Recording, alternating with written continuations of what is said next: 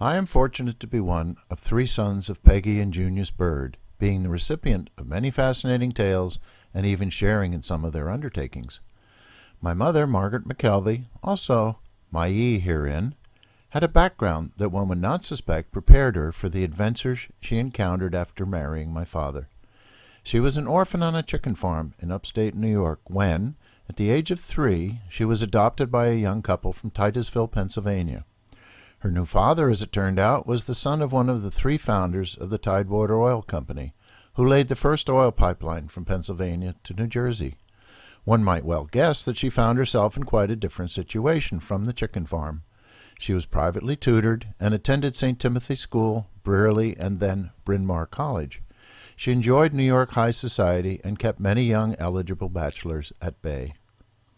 It happened that on Christmas Day, 1931, she was visiting relatives in Rye, New York, when a friend of theirs, Junius Bird, walked in.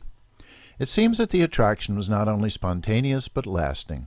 They were soon married and set off on many adventures together, this story being only one of them. Junius Bird was an archaeologist at the American Museum of Natural History in New York City. As a young man, he accompanied Captain Bob Bartlett aboard the Effie Morrissey on several trips to the Arctic. Throughout his career with the museum, he went on numerous expeditions in search of early man, primarily along the western coast of South America. When I was 1 year old, I was taken on an excursion to southern Chile.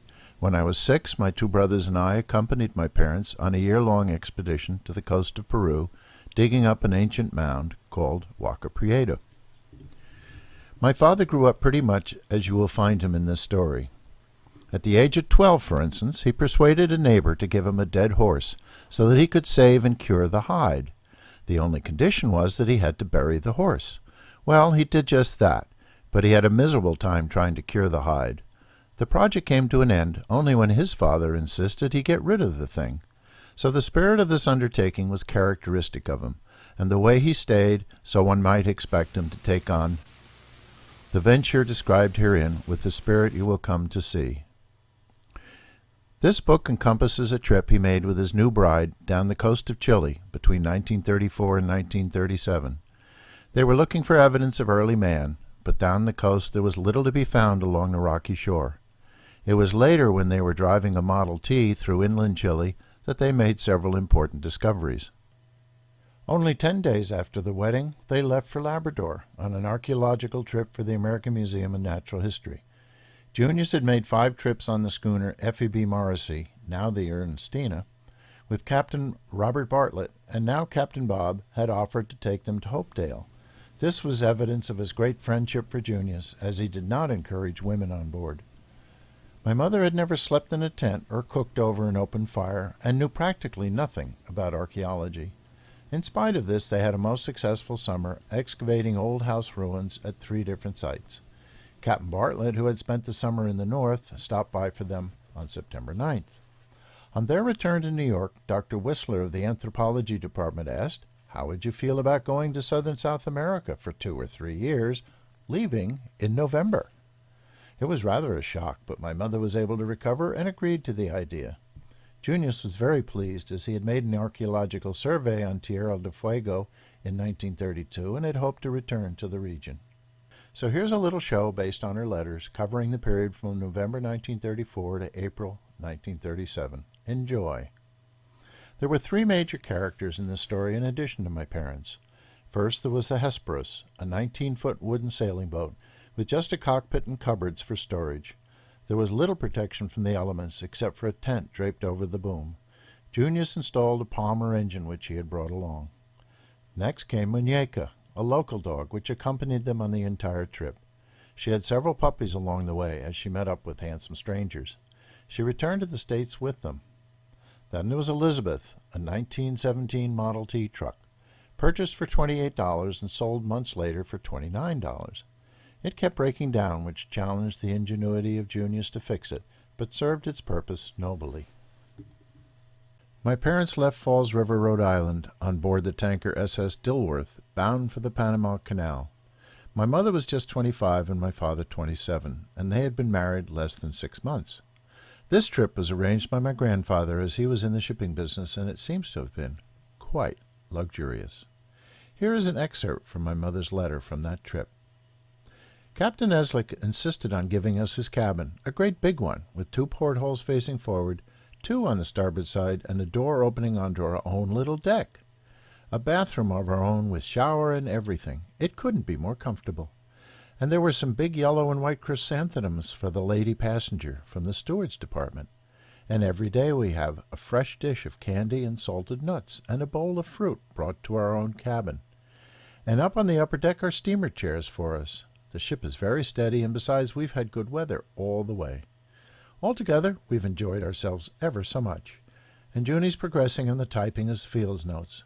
We're reading Bernal de Diaz aloud and think he's grand. Now here's a selection of menus for the day, not something you might expect aboard a tanker. Now here's the Armistice Day breakfast, really quick, as fast as I can. Grapefruit, sliced oranges, Texas figs and cream, stewed apricots, stewed prunes, hot cream of wheat with sweet cream, shredded wheat, puffed wheat crackers, grape nuts, cornflakes, all bran flakes, all with sweet milk. Cream chip beef, plain or on toast, strictly fresh eggs, any style. Hot cakes, syrup, honey, jam, jelly, hot milk toast, cinnamon toast, rye toast, brown toast, white toast, raisin toast, all served butter or dry. Hot chocolate, hot cocoa malt, coffee, and tea. Then comes lunch, which they call dinner. I can see why.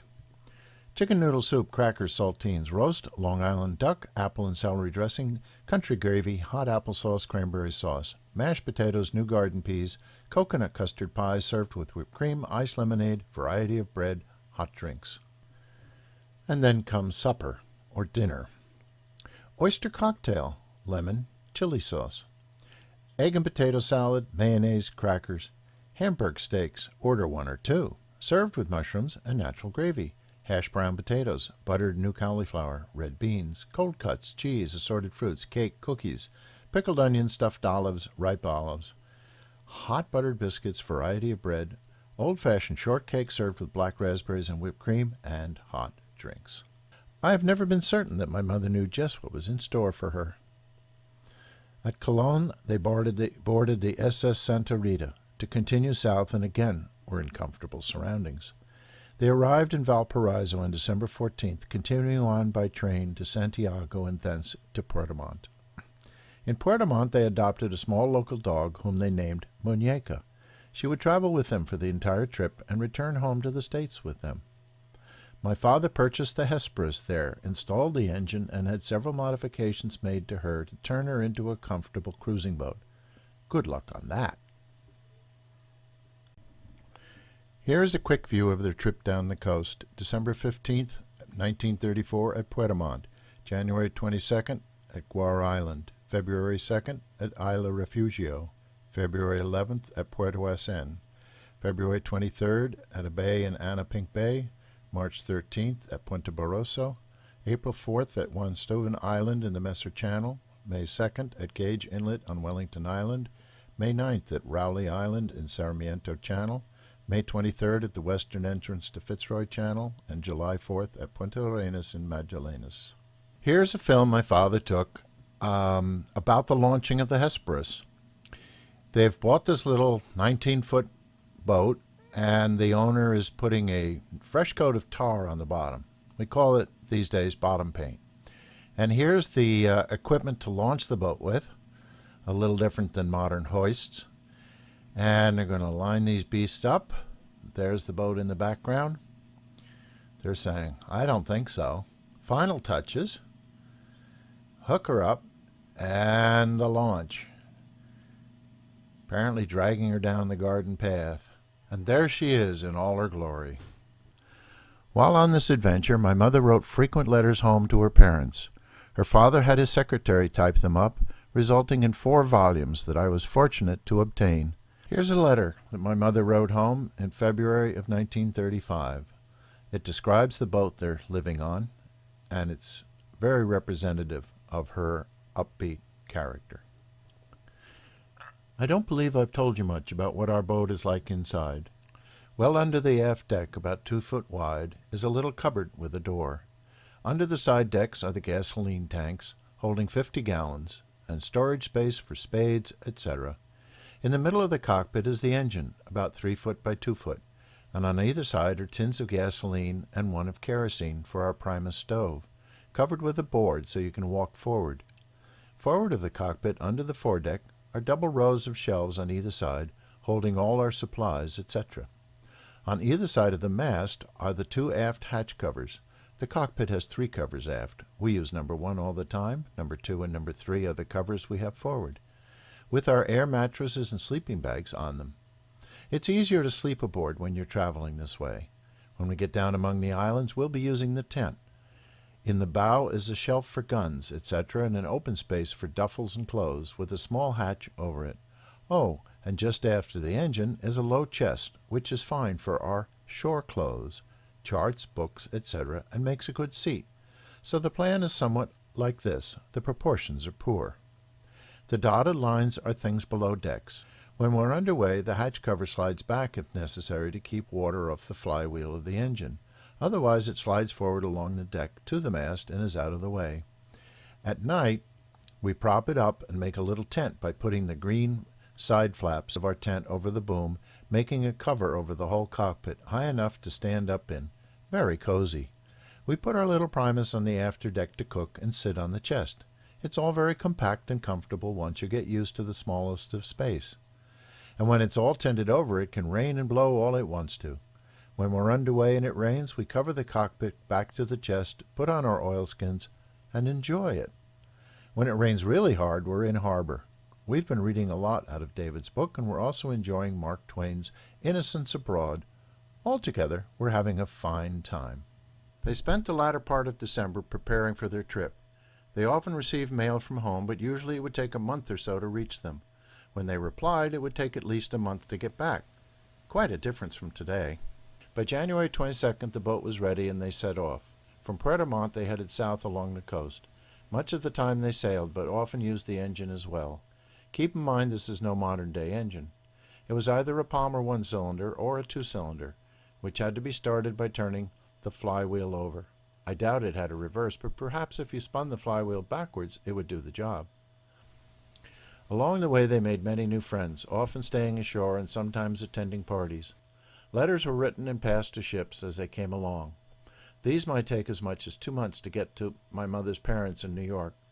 When they came into a port, they were often met with mail from friends and relatives, as well as magazines and books to read. They ended this part of their journey at Magdalenas on June 21st. My mother never complained of this trip, but did say at the end that enough of enough is enough. Here's a close-up of the Hesperus at anchor with my mother and Muñeca on board. Note the tent. They spent 5 months surveying the channels between Puerto Montt and Puerto Arenas in the Straits of Magellan, a distance of approximately 1,300 miles. The area is uninhabited except for the small village of Aysén in the northern part, a few nomadic canoe Indians, the Alcoloof, an occasional coaster steamer, and a few Chilean Navy survey boats.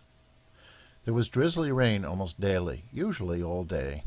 There were very few beaches where they could pitch their tents, so instead they would raise the boom and place the tent over it, making a cabin. The Primus stove was used for cooking.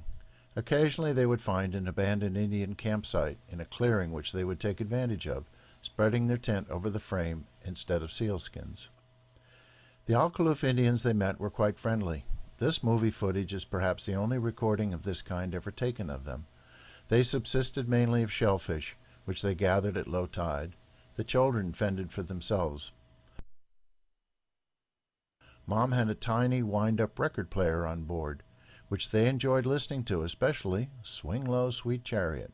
Swing low, sweet chariot, come in to carry me home. Swing low, sweet chariot. I believe that these people are now extinct. As they sailed through the inner channels, they enjoyed watching the many birds, kelp geese, many shags and cormorants, and flightless steamer ducks, who would paddle along at great speed. Shags were their main staple of diet, along with occasional cormorants and young steamer ducks. There were very few fish, but they never lacked for delicious, large mussels. They arrived at Puerto Arenas on the north shore of Magellan Straits with about a cupful of gas left. They had sailed most of the way, as Isen was the only place where they could get gas, and the tanks were small. They were welcomed by the port captain and a number of local officials. They sold the Hesperus to the Chilean Navy for survey work.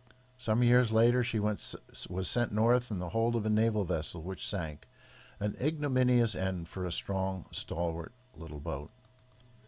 In August they took passage on the McKelvy, a small riverboat, down the Beagle Channel to Douglas Bay on Navarino Island. They spent 3 months there on one of the several sheep farms, searching for traces of early Indians. They spent 6 weeks at one dig, then another month at a second dig. They lived largely off local sheep, which grazed openly. In October they went back on the McKelvy to Portermont, where they organized for a lengthy expedition inland. Here's an overview of the trip north from southern Chile up through Argentina and back to the west coast on May 29th to June 15th, and there's Fell's Cave location. And then they continued north June 18th, not doing a whole lot of excavation, but just some survey, the 29th, July 1st, and back on the west coast on July 22nd. They'd bought a 1917 Model T Ford. The back seats had been removed and a small truck body installed, just what they needed. They named her Elizabeth. They traveled a good many thousand miles in her, often cross-country with many flat tires and innumerable repairs. Once, driving over a rough stretch, the windshield broke, falling into their laps. Many other things happened to Elizabeth during the trip. Here is an excerpt from my mother's letters which typifies the sort of things that happened and how my father coped. Next morning we continued on, being among the first people to cross the new bridge over the Rio Chico. The road leading away from it needs more work on it, and over one especially good bump, we broke one of the supports of the rear spring. Junius fixed it temporarily with rope and wire. Earlier in the day, our radiator had frozen as our alcohol-glycerin mixture had evaporated. Then the water all boiled away, and we had to stop on the top of a hill where there was no water. We made a fire and melted some snow. At the end of a perfect day, about 24 miles south of San Julian, one of our rear wheels hit the side of a deep frozen rut and broke. If absolutely necessary, Junius could have made new spokes, but being on a frequented road, we just set up our tent, cooked supper, and sat down to wait. First came along 2 young men on their way to Piedra Buena, very friendly, who said they'd send a wire from there to San Julian for us for a new wheel. Then came a truck going the right direction. They took our rim and tire in to make sure of getting the same size. The next day was calm and lovely, quite warm. The night had been very cold, though, and we found that one of our eggs, when we came to fry it, had frozen. It sat up on the pan as though it were hard-boiled, and then gradually collapsed. It tasted all right, though. Then we opened a tin of strawberries for luncheon, and they were partly frozen. So we added some condensed milk and made sort of ice cream, which we ate sitting right by the fire and enjoyed very much. I thought I'd have time to start this letter, but there was some darning and mending, etc., that had to be done, and I didn't seem to have any chance. That afternoon the mailman came by on his way to Piedra Buena and brought a new wheel. So we got everything fixed that evening and went on the next morning to San Julian. There were few real roads, just tracks running between fences with occasional gates. At one point they ran out of gas. My father found an old fence post and some wire, took the canvas cover off their load, and made a sprit sail, and they sailed into the nearest town, the wind as usual being around 40 to 60 miles an hour. Well, here we start an expedition to Canadon Leona, and old Elizabeth is all packed up, ready to go. Here they are at the site. It's a long cave-like place where people Indians used to stop at. And there's the initial dig, and there's a trench dig, searching for artifacts. This is the camp they put up. And there's my mother's favorite site. Down below is the kitchen, and up above is their bedroom, with steps leading up the cliff. Now here's some footage. I'm going to leave it in its complete entirety, although some of it is, I don't know, a little boring perhaps. But this is a review of the site. They had a fellow working with them, and so they had 2 tents, one for them and one for him. This is a overview of the landscape, a lot of sheep farms and stuff. This is just north of Magellan Straits. And I guess my father was up in a tree. He was often up in a tree, but there he is. More video of the site. And here we have the camp. There's their tent. There's the workers' tent. And long cliff up, and there suddenly you have the flat landscape. There's my mother waving. And then they found some rock paintings. Kind of strange, but original paintings. I don't know how old they are. And other kinds of the all along the cave wall. And there they are from a distance. Their camp. There's the main cave they dug up. There's my mother waving again. And more of the scene. I have no idea what this is. Probably washed away refuse from the old volcano, and then the water washed it away. There's my mother in her kitchen, and my father walking over. And she just loved that kitchen. She never stopped talking about how nice this site was. And my mother's job on these expeditions often was helping preserve the things that were collected, and that includes spearheads, arrowheads, bolas, which were weights used for on the ends of ropes, which were thrown at the legs of various animals to entrap them. And so my mother cleaned and sorted all this stuff out. And there she is washing what turned out to be, it looks like an arrow point. And there's a bola. It's a carved stone to be tied at the end of a rope. There's one with a little cut in it. My mother actually liked doing this. This is sort of housekeeping for her husband. And there some friends arrive. Looks like a decent vehicle. And there's the old Model T with Muñeca in it. And here's more landscape. And here's what archaeology is all about. Dirt. Dirt and more dirt. And my father sort of invented these sifters. That stuff would come down, and the fine stuff, the dirt would go through, and the pieces would remain. When the manager of the farm, Carnegie Ross, with his wife and daughter and friends arrived unexpectedly to spend the day with them, they had a barbecue, half a sheep roasted on a spit over a huge bed of coals. Before they left Chile, they stopped to see a cave near the border that they had recently heard about, called Paliaiki. The cave had been in continuous use for obviously a very long time. It's 46 feet long with an average width of 20 feet and a high ceiling. They dug a trench 5 feet wide right down the center. The thickness of the soil is about 2 feet at the entrance to 5.5 feet at the inner end. After working there for 10 days, my father returned to camp very excited. He had dug an exploratory hole in the rear of the cave, and to his surprise came upon some huge, strange bones, which turned out to be from a giant ground sloth, or Mylodon. Later testing found the bones to be 11,000 years old, at that time the oldest known Indian finds in the Americas. On their return trip south, they stopped at the farm of friends, Mr. William Fell, his son John, and his wife Peggy. They took them to a cave on their property, not far from the house. It had been an ideal situation for the early Indians, so they decided to dig there. They were there from early December 1936 to late January. They named the cave Fell's Cave. They dug a deep trench in from the entrance. The dirt was taken out by wheelbarrow and sifted. At the bottom of the trench, the same large sloth bones that they had found at Paliaiki turned up, as well as a hearth with burned sloth manure. Everywhere in this lowest level were horse bones, most confusing, because rather than being the very small American horse, they were approximately the size of the small ones used by the Spanish conquistadors, and had regular hoofs. How could modern horse bones be associated with extinct sloth? After contacting the museum, they learned that they were from extinct horses.